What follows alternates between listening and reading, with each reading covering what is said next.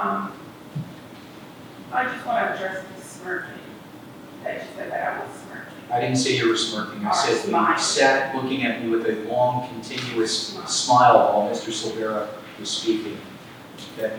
Well, what I said, why you may see me smiling, is what Mrs. Silvera just explained to you about my charges. I was explaining on this paper to my attorney that the two consecutive charges, two second-degree charges, can they run consecutively? And isn't it illegal to do so because those acts were committed at the same time?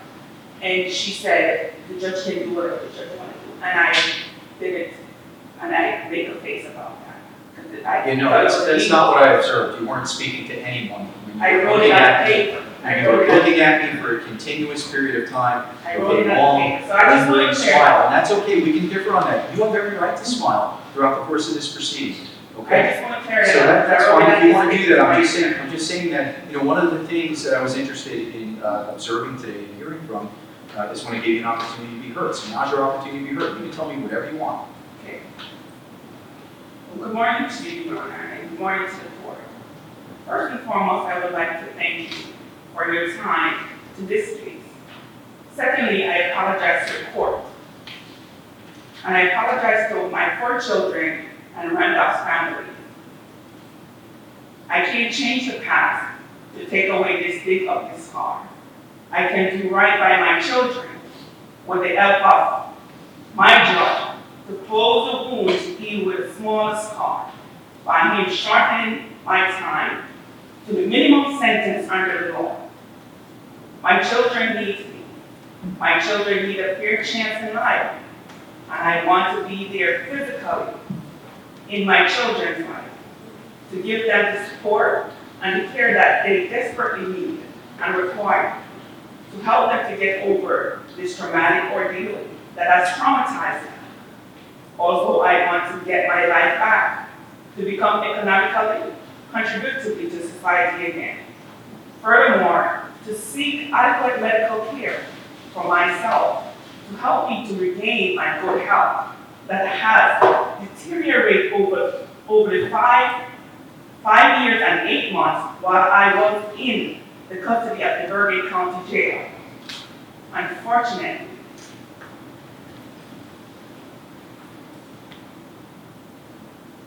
due to the misdiagnosis of my brain aneurysm or Bell's palsy by the doctor at the Bergen County Jail and the delay in my medical treatment that has affected me tremendously, physically, emotionally, mentally, and medically. Thirdly, while I was in the custody of the Bergen County Jail, I had contracted a number of diseases and developed several other life-threatening illnesses. Through no fault of mine, I came in here healthy, and now I'm leaving out as an invalid, wheelchair-bound.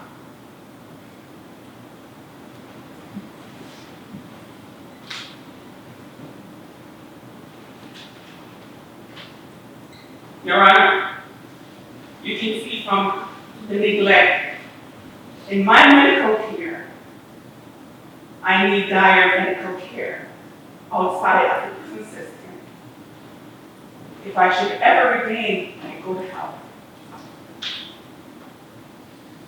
My eye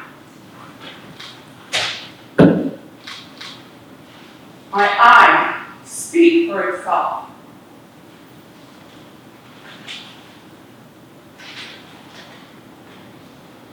Finally, I have lost so much time with my oldest daughter.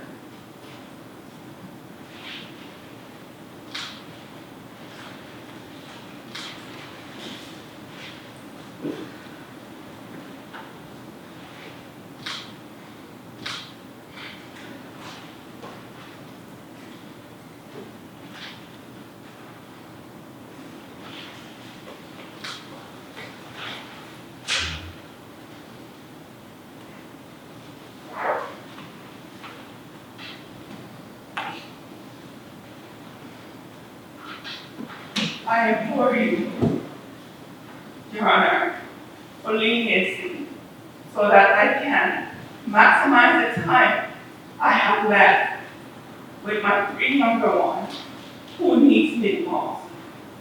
Once again, I thank you in advance for your time and consideration to lower my time to the minimum sentence under the law. As a surgical technologist or not, how much skill does it take to take a saw to the dead corpse of Randolph Smith and cut him into 13 pieces, encase those pieces in concrete, transport them miles away to Burlington County, involve her brother-in-law as well. All the while, Randolph Smith's family is wondering where he is. He's missing.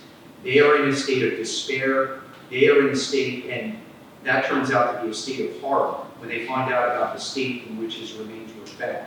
One can only imagine how Ms. Smith's children feel. This is now forever etched online, on social media, on the internet, unfortunately for her children to see.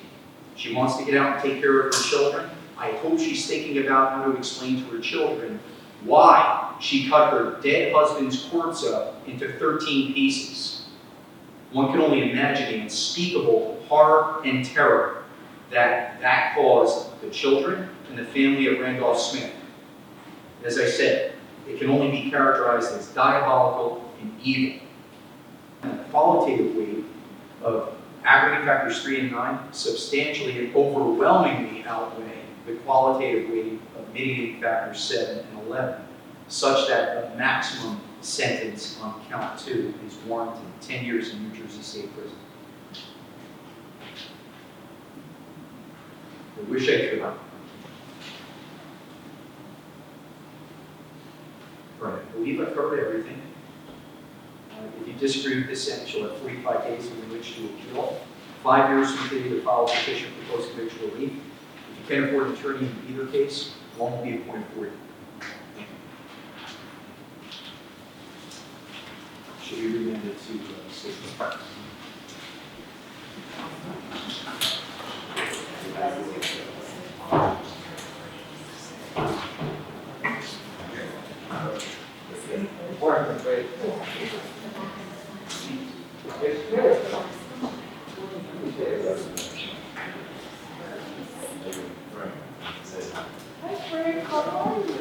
Good job, you young lady. Thank you so much, Frank. Thank you, Mr. Carbonelli. Good luck with everything, all right? Yes. Thank you all so much. I wish I could take your hand. Could have been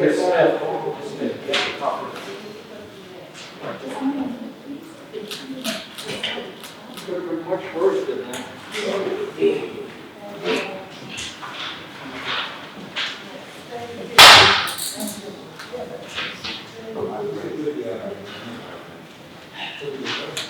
Yeah.